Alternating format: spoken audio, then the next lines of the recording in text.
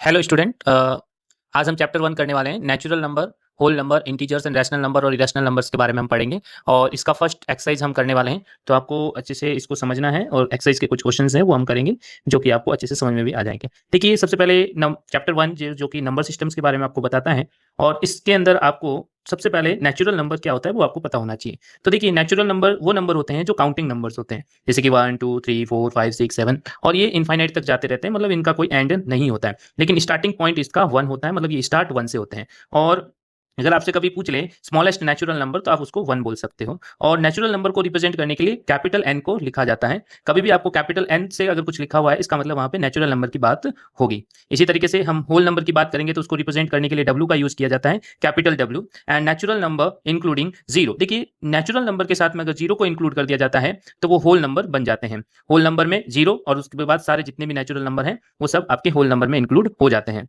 इसी तरीके से हम बात करें इंटीजर्स की, तो इंटीजर्स को जीरो से रिप्रेजेंट किया जाता, जेड से रिप्रेजेंट किया जाता है और ये कलेक्शन होते हैं नेगेटिव, पॉजिटिव और जीरो। देखिए, नेगेटिव नंबर जितने भी होते हैं, जीरो जीरो जो होता है और पॉजिटिव नंबर जो होते हैं, उन सबको इंक्लूड करने पर जो नंबर आपको मिलते हैं उनका जो कलेक्शन होता है उनको हम इंटीजर्स कहते हैं। तो हम यहाँ पे कह सकते हैं collection of negative, zero and positive numbers is called integers. और इंटीजर को रिप्रेजेंट करने के लिए जेड से डिनोट किया जाता है इसको। और नेक्स्ट जो नंबर है वो नंबर है आपका rational number. Rational number, a number which is written in the form of p by q, where p and q are integer and q not equal to zero. देखिए, a number which is written in the form of p by q where p and q are integer and q not equals to zero। देखिए, कुछ examples भी मैंने लिए यहाँ पे, -3 upon -2/3, -4 upon -5, 0/5, 8 upon -9 etcetera, और बहुत सारे एग्जांपल्स यहाँ पे हो सकते हैं। देखिए, आपको एक चीज हमेशा याद रखनी है, इन्होंने कहा है p और q आपके अपॉन में होना चाहिए और यहाँ पे p और q जो होते हैं वो इंटीजर्स होते हैं, मतलब negative number, positive number, zero भी हो सकता है। हाँ, एक कंडीशन और लिखा है इन्होंने कि q जो होता है कभी जीरो के इक्वल नहीं होता है, तो ये भी आपको ध्यान में रखना है। जैसे कि अगर आपको कभी ऐसा लिखा हुआ जाए 3/0, तो ये आपका एक रैशनल नंबर नहीं कहलाएगा, क्योंकि कभी भी डिनोमिनेटर में जीरो नहीं होता है, इन्होंने यहाँ पे इस कंडीशन से बताया है। इसी तरीके से नेक्स्ट हम बात करेंगे इरेशनल नंबर की। तो इरेशनल नंबर वो नंबर होते हैं जिनको हम p बाई क्यू की फॉर्म में नहीं लिख सकते और p और q इंटीजर होते हैं और q not equal to zero होता है। तो ये तो हो गया। तो हम यहाँ पे अगर सिंपल लैंग्वेज में देखें तो जो भी रूट के अंदर नंबर आते हैं जिनका परफेक्ट स्क्वायर नंबर नहीं होते हैं और उनको रूट में लिखा जाता है, जैसे कि √2, √3 या फिर पाई जो होते हैं उनको हम इरेशनल नंबर में बोल सकते हैं। फिर अगर हम बात करें नॉर्मल नंबर में, जैसे कि अगर वो रूट में नहीं आता है तो फिर उसको कैसे डिनोट करेंगे, उसको कैसे पहचानेंगे वो रैशनल है या इरेशनल, तो हम उसको डिवाइड करेंगे और डिवाइड करने पर अगर उनका जो पॉइंट में आंसर आ रहा है नॉन रिपीटिंग आता है। जैसे कि एक एग्जाम्पल लेते हैं 3.140404000, कुछ इस तरीके से नंबर्स आगे बढ़ते रहते हैं और कभी एंड नहीं होता है। नॉन टर्मिनेटिंग का मतलब कभी एंड नहीं होगा, ये डिवाइड आगे चलता रहेगा। तो एक तो होता है नॉन रिपीटिंग, देखिए रिपीट कुछ भी नहीं हो रहा है, हाँ जीरोज हैं, इंटरवल सेम नहीं होने के कारण इनका रिपीटेशन नहीं हो रहा है। और नॉन टर्मिनेटिंग मतलब इनका जो डिवाइड है कंटिन्यूसली चलता रहेगा। तो हम यहाँ पे कह सकते हैं कि ये जो नंबर जो भी होगा जिसका हमने ये डिवाइड करके निकाला आंसर, वो एक इरेशनल नंबर के अंदर काउंट होगा। तो आई होप आपको ये सब चीजें समझ में आई होगी। नेक्स्ट हम आगे बढ़ते हैं और देखते हैं क्या है। ओके, नेक्स्ट क्वेश्चन एक्सरसाइज 1.1 का फर्स्ट क्वेश्चन है, इज जीरो रैशनल नंबर। यहाँ पे लिखा गया है कि क्या जीरो रैशनल नंबर है, तो इसका आंसर जो होगा वो होगा यस। अब इन्होंने पूछा है can you write in the form of p by q where p and q are integer. हाँ, हम यहाँ पे इसको p बाई क्यू की फॉर्म में लिख सकते हैं, जैसे कि हम यहाँ पे लिखते हैं 0/4। तो देखिए 0/4 लिखो या फिर 0/1 लिखो या फिर 0/-8 लिखो, कुछ भी लिखो, इन सब का आंसर तो जीरो ही आने वाला है।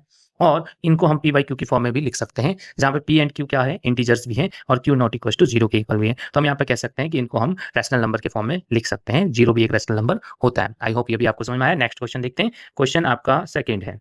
सेकंड में कहा गया है find 6 rational number between 3 and 4। देखिए, आपको 3 और 4 के बीच में 6 रैशनल नंबर निकालने हैं। देखिए, जितने रैशनल नंबर निकालने हैं वो आपका n होता है, n इज इक्वल टू आपको दे रखा है 6। तो अगर आपने n में +1 किया, मतलब आप 6 में +1 करोगे तो कितना आएगा, 7 आएगा। फिर आपका फर्स्ट नंबर क्या है, 3 है। 3 का डिनोमिनेटर मुझे 7 चाहिए, अभी कितना है, अभी है आपका 1, मुझे इसको 7 बनाना है। देखिए, जितने रैशनल नंबर उसमें +1 के जो आता है उतना आपको उसका डिनोमिनेटर बनाना होता है। तो हमें इसका डिनोमिनेटर में 7 चाहिए, तो मैं क्या करूंगा, 7/7 से मल्टीप्लाई कर दूंगा न्यूमरेटर और डिनोमिनेटर में, तो आपका आंसर 21/7 आ जाएगा। इसी तरीके से आपका जो नेक्स्ट नंबर है वो है 4/1। 4/1, देखिए 4 दे रखा था, इसके नीचे 1 मैंने लगाया और इसको भी हम 7/7 से डिवाइड कर देंगे और मल्टीप्लाई कर देंगे। तो यहाँ पे आपका 7 4 28/7 आएगा। तो इस तरीके से हम यहाँ पे 21/7 लिखेंगे। फिर आपको नेक्स्ट काउंटिंग करनी है 22/7, 23/7, 24/7, 25/7, 26/7, 27/7 एंड लास्ट 28/7। देखिए, यहाँ से लेके यहाँ तक ये जो नंबर्स हैं ये वो 6 नंबर है जो आपको चाहिए थे।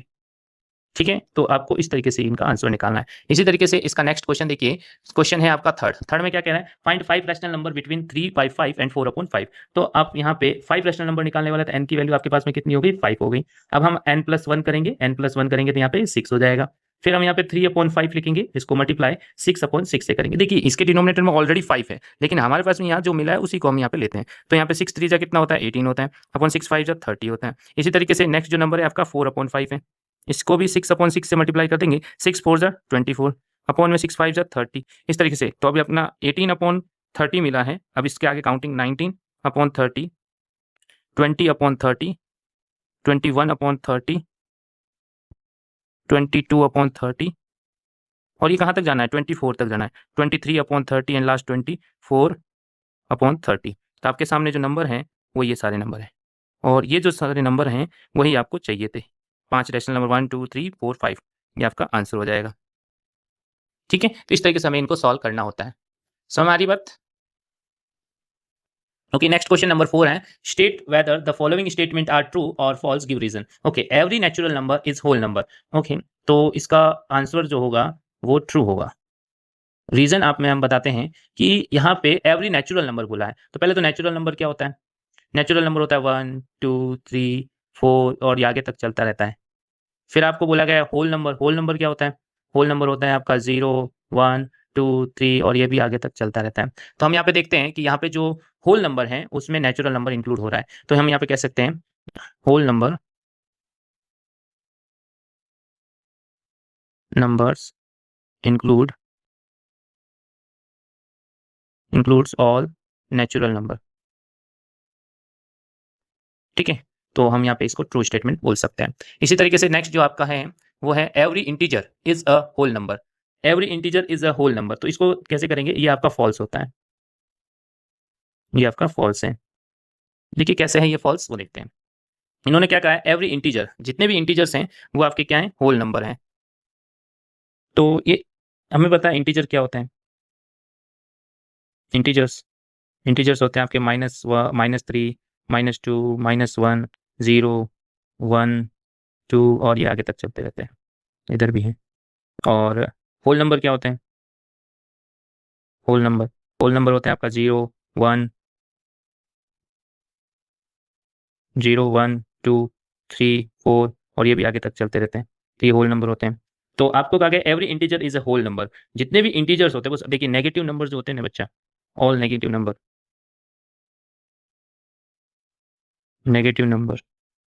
Is not whole number,